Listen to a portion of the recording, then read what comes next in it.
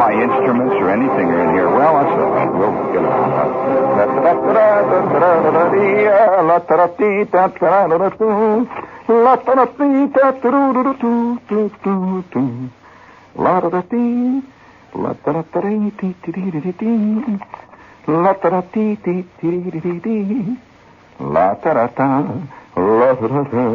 I love you. Love you. Oh, it's just that I'm in a contemplative mood. That's right. I'm in a vaguely naval investigating mood, and I'm not talking about ships. You know? By the way, that reminds me, do you know what the definition of grubbles is? Have you ever heard the word grubbles? Well, that word was invented by a great American comic whom you don't hear about much anymore. But he invented the word grubbles, and thousands of people realize what it is now, and millions don't even know. The word grubbles refers to the lint that one, over the period of, hurry, rush, everyday life, which is very rushed and pushed and very chock-a-block full of excitement today, that this is the lint that one gathers in one's navel. You know the lint that you gather? You mean you don't, Al? Of course you do. I'm sure you do. Any man worth his salt. Now that's called the grubble, that little thing that the little lint. And he did something that I think is a beautiful example of man utilizing the things that are available to him. He finally, after saving for years, all throughout his adult life, he began actually when he was 10, saving the grubbles that he took out of his own little navel there. That at the end of maybe 30 years of saving, he had gotten together enough grubbles, which he kept very, very religiously, to stuff a beautiful heart-shaped pillow made out of velvet, the red velvet on one side and the white, beautiful, yes, of course, with yellow fringe. And on the outside, he simply had the single word inscribed in beautiful hem stitching, cross stitch with little crochet thrown in, Mother. Of course, you got to know something about the biochemistry of the human being to realize the irony of what he was saying, friends. And so tonight is a naval contemplation night. And I would like to suggest that all of you out there who don't like to even use the word, you tune on down the dial. You'll find something nice. I believe Julie Andrews is singing a potpourri, a selection of wonderful music from Sound of Music down the dial there, accompanied by, of all things, the Norman Luboff Choir. And there are other cultural events are occurring. I understand that even further on down the dial, a gentleman is being interviewed by another angry gentleman about the decline of boxing in the city of New York, is the way he puts it. And so you'll find a lot of things in that. In the meantime, you just let us to our little shticks and games. All of a sudden, people are starting to discover Edgar Kennedy. Listen, I think some of the greatest comedies ever made, he'll never make it because he's not yet been picked up by the intellectual elite. But Edgar, you know who Edgar Kennedy is? He's the guy, the famous movie guy with the slow burn, the bald-headed guy. Used to put his hand over, so a fat guy. Don't you remember that? Slow burn Edgar Kennedy? Well, that shows how non-appreciated he is. You don't even remember him. And he has been appearing on Channel 5 lately. They're putting on these... I used to flip. I mean, every time I saw an Edgar Kennedy short, when they made two real comedy shorts, Kennedy used to absolutely knock me flat. And you know why? Because Kennedy's life and the way he wrote, the way the comedies were put together, it was the way it was. I mean, that's all I could say. Kennedy was all right, I'll ask you a question. I mean, do any of you know, in his two reel shorts that he made very famous, there were characters, one of them was called the brother-in-law. Another was called the wife. Another was called the mother-in-law. Now, Kennedy would come home in the beginning of every one of the two real comedies. A little fat guy. He looked like he was always on the verge of a heart attack. Yeah, he looked very dyspeptic. And he was always so good-hearted. He would always start out with the absolute best of intentions. And there would be a scene of him coming home from work. And he lived in this little house. And what did he do for a job? I wonder how many of you know that. What was his job? Well, I'll tell you so that it doesn't cause... He was a streetcar motorman. And he would come home from his job, and he'd walk into the house. And he'd always be very happy. You'd see him coming up the back steps, and he'd open the door and he'd say, "I'm home! Hey, I'm home! Hey, Eddie's home!" And you look around the kitchen, you see a pile of dirty dishes in the kitchen with water dripping on them. And you see the kitchen table there has still got the breakfast dishes on it. You see the little look of pain. And then out of the door would come his brother-in-law, still wearing his bathrobe. It's late in the afternoon after he's finished work, and his brother-in-law is mad. And he says to Ed, "Oh, you did it today. You really did it today." And Ed says, What did I do?" "You forgot to leave the keys to the car. And I wanted to go to the ball game." And that's the way it started all the time. Ed was always... And I remember one scene when Ed's coming home real happy because he's telling the guys at work, see, he's got his new car. And he's delighted, see. He can hardly wait to get home from work because he's got this new car and he's going to take the car out and everything else. He's going to take the family out for a ride.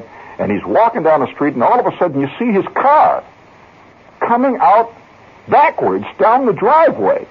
He's just backing out. He sees it. See, he's about a half a block away. He's just backing out, and there's nobody driving it. It just backs out, and it's like a Greek tragedy. It goes right across the street, and you see this truck come along.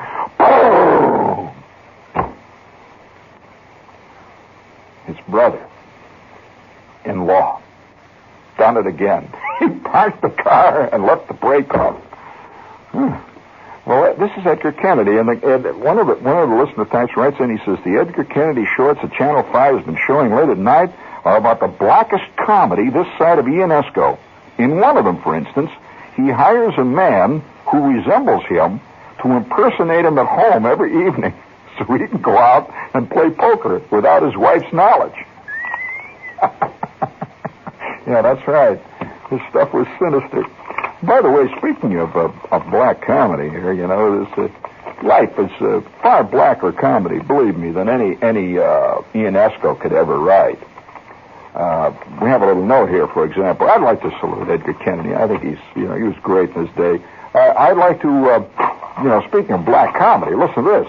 I don't know whether I should bring this out to you on this, this somewhat calm night. Now, why the heck? Where did I put? Here it is. I want you to listen to this headline. Camel, dead in yard. Origin unexplained. How's that for a nice little headline? Please, Herbert, please.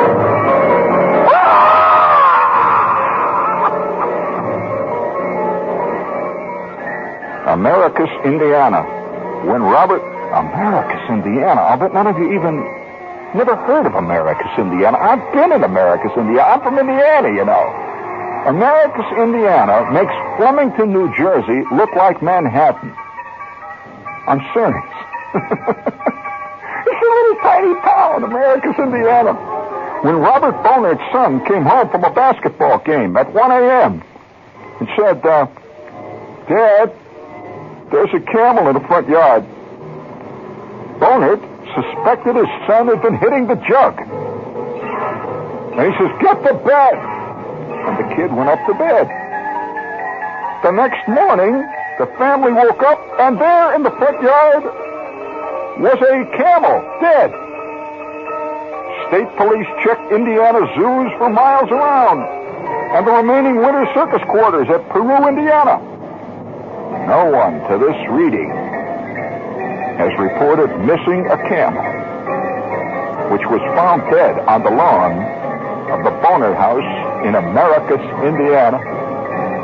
Dad, there's a dead camel in the yard. Get up to bed. Quit hitting that jug. All right. You reset that, Herb. We're going to need that. Now, I want to tell you this. I want you to listen to me carefully, you clods out there. There is a strain of disbelief that runs through the average American mind because he's so used to fiction. The average American really believes the Paul Newman movies are true. That's the way life is. The average American who is so brought up on movies and TV shows and novels believes that they're far truer than real life. And so he does not believe the stories out of real life. I'm sure that a lot of you listening to this story about the camel say, oh, come on. Are you kidding? Camel, come on. No. And you believe Portnoy's complaint. You really do. Now, I should put it this way. The camel is a well-known phenomenon in Indiana. I have told the story many times about a camel. I'm going to tell it tonight for those of you who haven't heard it. It's a true story. But you know what? That kid, Robert Bonert's son, they don't even tell you what his name is. That kid, 40 years from now, is going to be sitting at a bar. He's going to tell the guys at the bar about the time he came home from school and there was a dead camel in the yard. The old man told him he was out of his bird and he'd been drinking. And everybody at the bar is going to say, oh, come on, Robert Bonert's kid, don't give me that stuff. You're full of canal water, Robert Bonert's kid. You come around here, tell us all this jazz. Why? Because it's a story out of real life. And real life stories are far more difficult to accept than some contrived concoction of Edward Albee. We constantly refuse to believe the evidence of our own eyes, and especially our own ears. If I have told this story once, I've told it 20 times in the past. I'm going to tell it to you again for a reason. Like Robert Bonert's kid, I too was the object of ridicule that was heaped on me in copious amounts and has been ever since because of an incident regarding a camel in the state of Indiana. Now, if some Lebanese had told you a story about a camel, you'd probably buy it. You agree with that? But if somebody from Americus, Indiana tells you a story about a camel, you are inclined to disbelieve. Why? Well, just the nature of the beast. For example, now I've been getting this lately. I've been getting letters from people who refuse to accept the fact, the absolute fact, Herb, that I am head thumping. When I play my head, I am thumping my head. I am not hitting a wood block. I am not playing upon a rubber bed. I am actually head thumping. And a lot of people are furious because they try to do it and they can't do it. And so they conclude that nobody can do it, which is silly. I mean, that's like pretending that nobody can run a 4-minute mile because you can't. Obviously, a few people can, and it takes years of training, dedication, lifelong dedication. Now listen carefully to the sound of this head being thumped.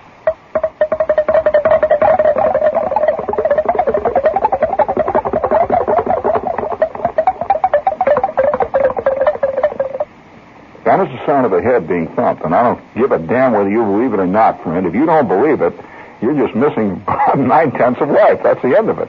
Right, Herb? It's actually happening. Now, if you'll give me a little music, Herb, a little of that razzmatazz music, I'll show you how the head is thumped in actual performance. Please, Herb.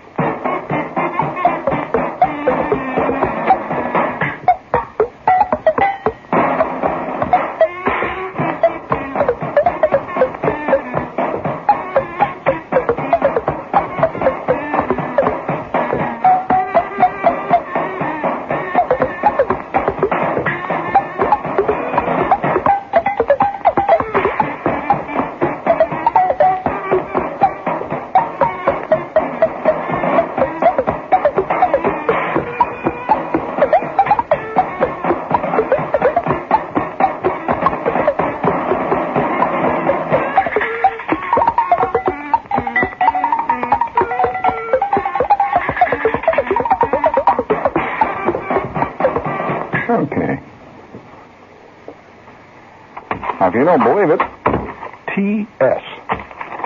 This is WOR in New York. Fun city, and we've got a couple of little commercial whoopies for you.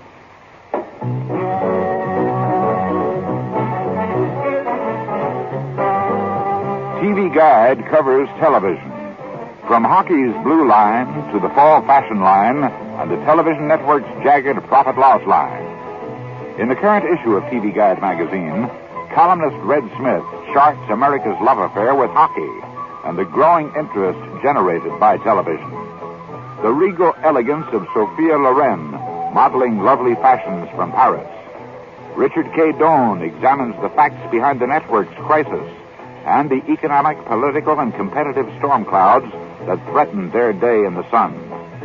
Look for Andy Griffith on the cover of this week's issue of TV Guide.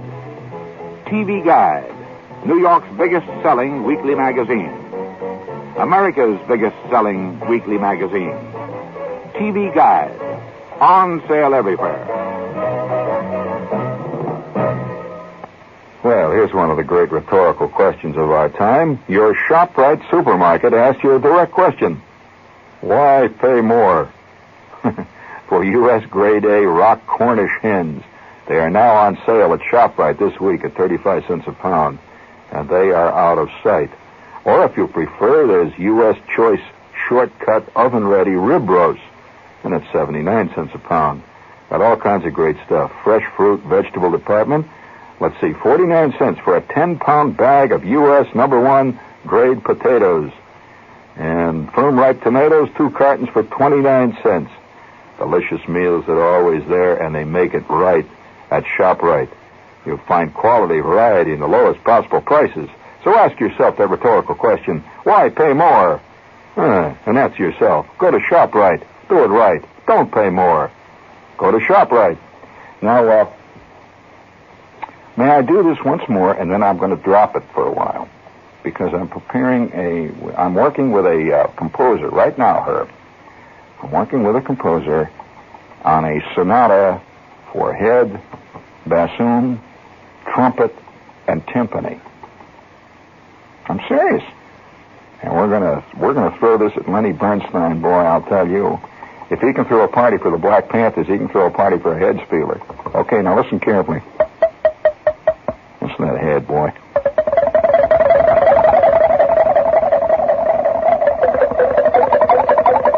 Fantastic sound. And it's not the sound of a wood block being played either. Unless, of course, you want to be a cheap humor, you know. Of course, that's typical Jersey humor. Now, I'm a little concerned. You like that, don't you? I'm a little concerned, though, about this story to Camel, because this guy, you know, Robert Barnett's son, 40 years from now, people are going to laugh and snort. And this could very well scar his psyche deeply. Do you notice one thing? The first thing the old man didn't believe him? They didn't believe him at all. Did the old man go out and look to see whether there was a camel in the yard? No. They didn't find it out till the next morning, after the kid had been sent up to go to bed. Now, what did the kid learn about that? Well, I'll tell you what he learned. He learned the very thing that I learned when you're dealing with camels. Nobody will believe anything you tell them about camels, for some reason or other. And I'm going to tell you a story, a true story about a camel, not in Americus, Indiana, but in a town very much like Americus, Indiana.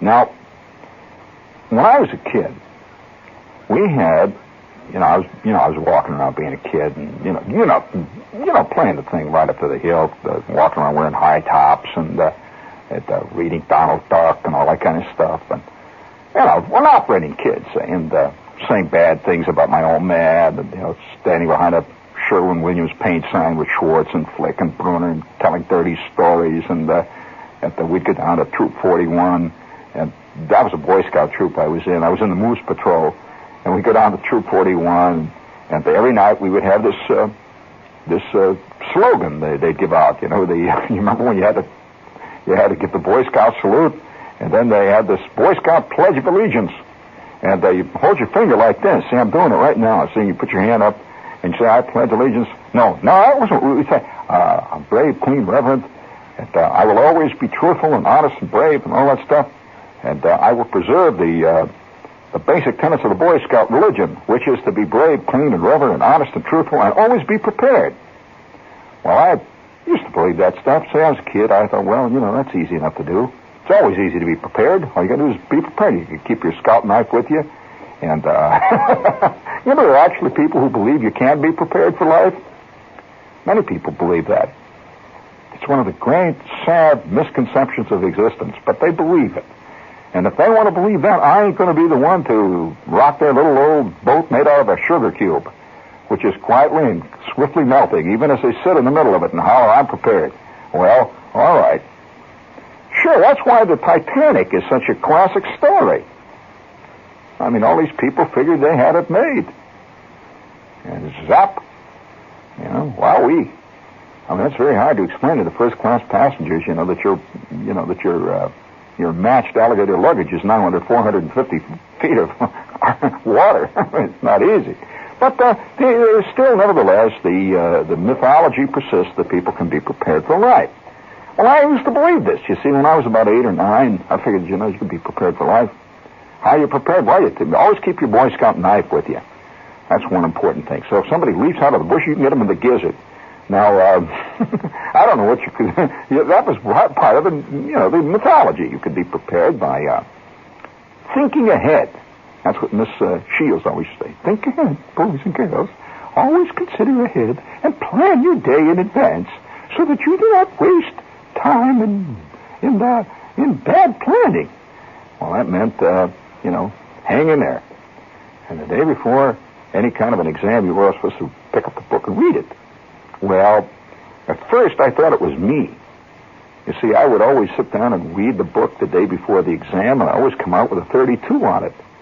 And I always figured that I was reading the wrong parts, which is true. So even being prepared does not always work out. And so I'm you know how it is when you're a kid, you just walk around constantly looking, digging a scene, vaguely, uncomprehendingly looking at things. Well, in our neighborhood, we had this old house that was roughly built on the order of the old Charles Addams house. The old Charles Addams house in the Charles Addams cartoons. It was a gigantic Victorian pile of gray wood, and it had filigreed all over the outside of it. Tremendous house. And it must have been about 4 stories high, and it had bay windows.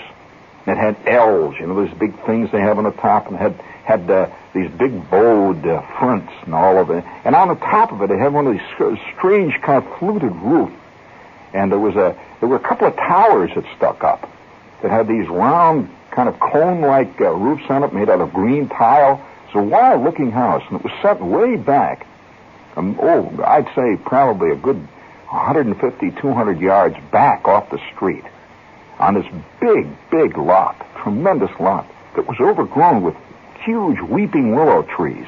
Tremendous place.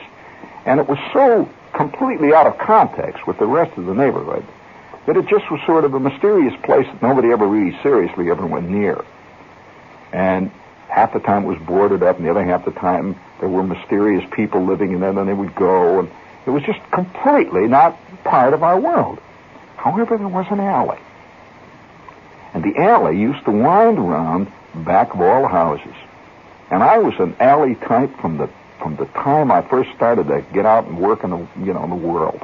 Now, there are some people who have never stepped into an alley, except to very fastidiously take a bottle of Light and Lively, their little old crushed carton, and take it out and very fastidiously and drop it in the garbage can and hurry like hell back into the house.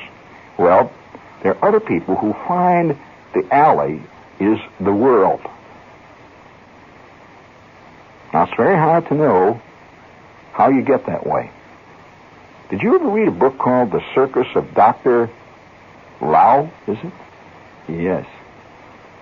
Well, that's very much about the same thing. This writer, by the way, he wrote one book, really. He wrote several other books, but this is the only one that really makes it. The Circus of Dr. Lau. And it's about that world of the alley. Not really, but very, very tangentially. And so every day I would come home from school. I'm in third grade, roughly. Yes, in fact, it was third grade, vividly. It was Miss Robinette. And I was in the Cub Scouts. And already I was studying, to become a full-fledged Boy Scout. You have to take the vows and all that stuff. And I was studying diligently. I had a copy of the Boy Scout handbook, which was, only bigger kids were in the Boy Scouts. And when you're in the Cub Scouts, you have one of these little hats with the little beanie bill. And I remember this purple hat with kind of dark blue hat. You remember those hats? With the little gold Cub Scout thing on the front with the gold piping on it. I had this beanie. And every night, after I would leave the Warren G. Harding School, I would set out down the alley. It was wintertime. Now, generally, in the summertime, I would not come home down through the alley because I wasn't going to the Warren G. Harding School in the summertime, obviously. We would be playing ball from the crack of dawn till the last kid was dragged out of the sticker patches trying to find a ball which had been lost for 4 weeks. And this was the summertime. But the wintertime, every night, it would be dark. It would be like maybe 3:45, something like that, and the sky is getting gray. And I would set out down the alley with Schwartz and Flick. And we would go down through the alley, and we would take opposite sides of the alley and look for stuff in the garbage as we come home. And we would find all kinds of wild stuff. Oh, yes, I never forget the time I brought home the purple toilet seat. And my mother flipped. And where'd you get that? And I thought, I found it. Let's put it on. She says, get that thing out of here. Well, that was part of the education you learn when you're growing up. And so Schwartz was about halfway between school and my house. In other words, I was about twice the distance away from school that Schwartz was. He lived about halfway down. And so he would split off about halfway up the alley. Flick was between me and Schwartz. You got it? I was way out, like would be in the solar system in Jupiter. I was the furthest one from school. And so there would be a long part of the alley that I would traverse by myself. Now, when you're a private kid, you're very different than when you're with the guys. And so we would start out down the alley. It's about 3:45. So it's cold and the wind is blowing. And we go plodding along the alley at the Schwartz and Flick and I. We used to invent games, too. That was another thing. We'd have, for a very brief time, there would be a game. Like we would take a pet milk can. I remember we used to play hockey in the alley. And we would constantly kicking this can, see? And the rules would constantly change, If you kicked it into Miss Snyder's garbage can, you got 2 points. And so then there would be another game the next week. And we were continually, it was a continual moving procession of activity. Never static. And it was constantly changing, the environment. And so during Christmas time, you would find all these little Christmas trees thrown out there and thousands of miles of Christmas paper. And you'd find Christmas cards. And a lot of times you'd even find an old Christmas present that somebody threw out. They couldn't figure out what the devil to do with this thing, so they finally threw it out. And we would find all kinds of stuff constantly. During, for example, during Valentine's Day, you would find all kinds of Valentines out in the garbage. Everything reflected the holidays. You would find the Easter time, you'd find all kinds of Easter bunny stuff and all that. So we're always out there walking along. And back of this house, there was a huge garage. Now, it lay between Flick's house and my house, this enormous Victorian pile. Well, this garage had been, many years before, apparently, it had been some kind of a, I don't know what it was, some kind of maybe a servant's house or something. But it had a door in the back of it that faced onto the alley. That was not a garage door, but an actual door. Like you could just go in, see? And the top half swung out. It was a swinging door, a split door. Well, one day, old Shep is coming home. I've got on my brand new coat, which every winter was a big thing in the house, to get the new coat. And I had this new sheepskin coat, beautiful sheepskin coat, with a sheepskin collar. It's a very groovy coat. And it came with a helmet that had goggles. It was made out of leatherette. You know how the leatherette stuff smells? Big smell like rubber, sort of vaguely plastic. Well, every day I'm walking down past this garage, and I would look into the window. It was just a ritual. Because piled up in this window were all kinds of stuff. Now, in this house lived a famous magician. Believe it or not, we had a magician that claimed... I never saw him. Nobody ever actually saw this man. But he was a famous magician, and it was said that this was his winter headquarters, this house. And every couple of days, you'd see big trucks out in the back there, unloading stuff and that, and it really was an official house. Well, on this fantastic day, I'm coming home, and I look in the back window, and I see this face. Tremendous face looking out of this gray, dirty glass window, which was on the top part of the floor. This enormous face is looking out, and I'm looking in at him. It was the first camel I ever saw. There was a camel in the garage. Now, when you're 9 years old, how tall are you? Maybe 8, 9, 10 inches, maybe something like that. This camel was roughly the size of Lincoln Center. Unbelievable. I mean, I've been eating animal crackers for years. I've seen pictures of camels, but I've never... This camel was so big, his head was like up at the top, the ceiling of the roof, up at the second story. Tremendous thing.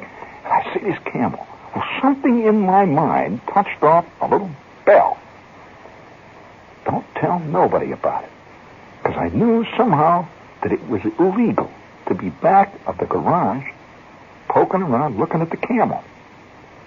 This famous magician named Mr. Thurston the magician, Thurston the mysterious, had a camel in his garage.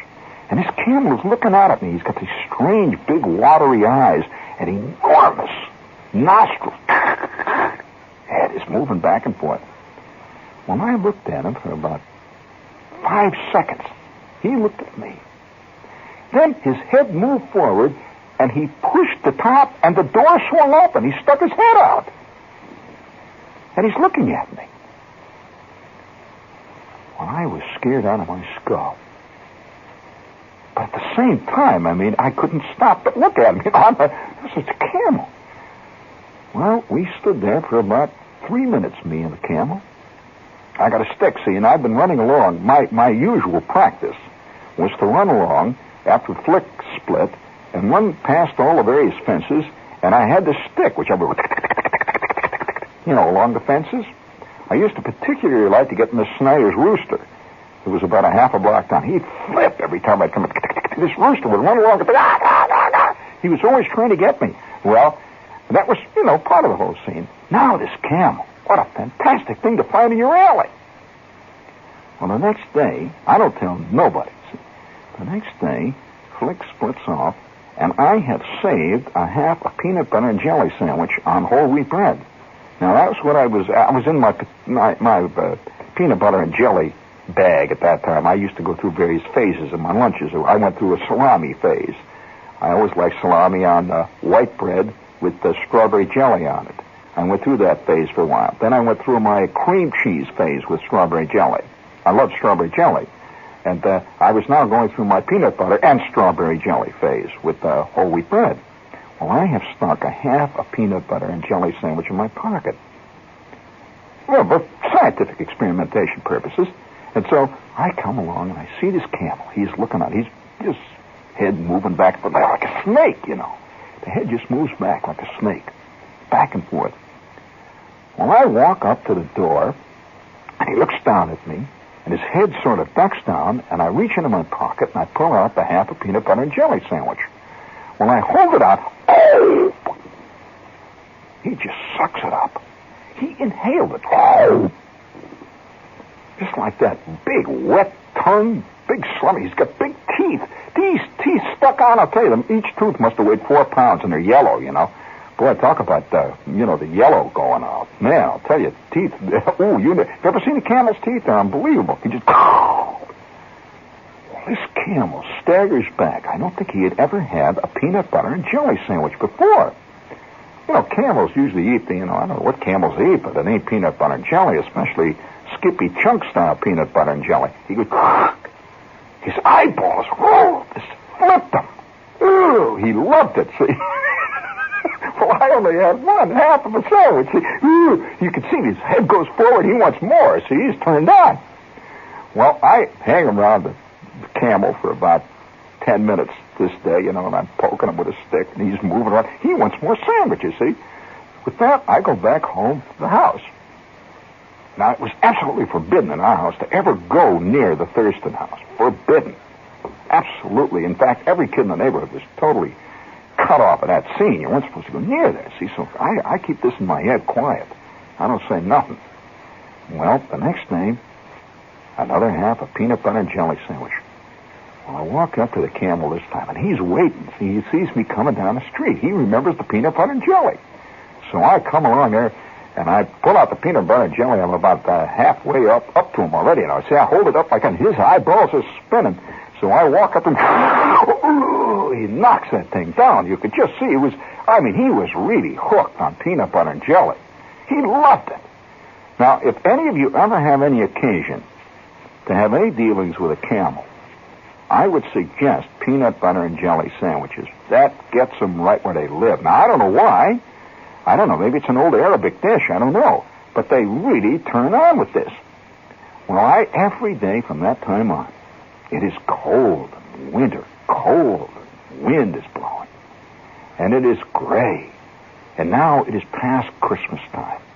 And every day I have this rendezvous with the Camel. And every day he is getting more hooked on peanut butter and jelly. And every day I am bringing him a half a peanut butter and jelly sandwich. And every day he is waiting for me. It got to the point where he would look out. I would see him. I would be about a block away, and I'd see his head looking out. And he could tell what time of the day it was, I guess, apparently, by his stomach or something. He's looking out, and you'd see this big head like a snake just moving back and forth. And I would see him outlined against the gray skies of the smoke and the gray steam coming out of the steel mills. This Camel in this bitter cold air waiting for his fix. Every day the peanut butter and jelly is coming. Me. And he loves me, see, I figured. Well, this goes on for maybe 6 weeks, and it's a deep-held secret. I know it's wrong, and I know that if my mother ever found out I'm feeding a Camel peanut butter and jelly sandwiches, forget it, because it would be hell to pay, So, one day it happened. For some reason or other, I must say, it probably is my fault. I ate my entire peanut butter and jelly sandwich. You have these days when you're really hungry. I got nothing to give the Camel. So I come down to, never realizing what is about to happen, see? And let this be a warning to all of you. If you ever get mixed up with camels, man, if you think elephants don't forget, whoa. And camels, do they spit?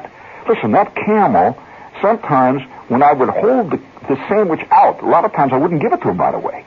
The Camel would go, boy. He could spit 30 yards. That Camel one time hit me in the left lens of my goggles, my helmet and goggles. He got me in the lens of my goggles at about 45 yards. Pow, like a line drive. And is it smelly?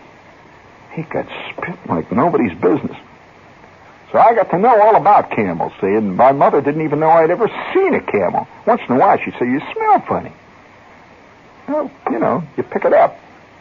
And on this day, I'm walking down the alley with a stick, little realizing, see. I see the Camel, his head is sticking out, moving back and forth like a snake. I walk up to him and I look him right in the eye, with the stick. I say, hi.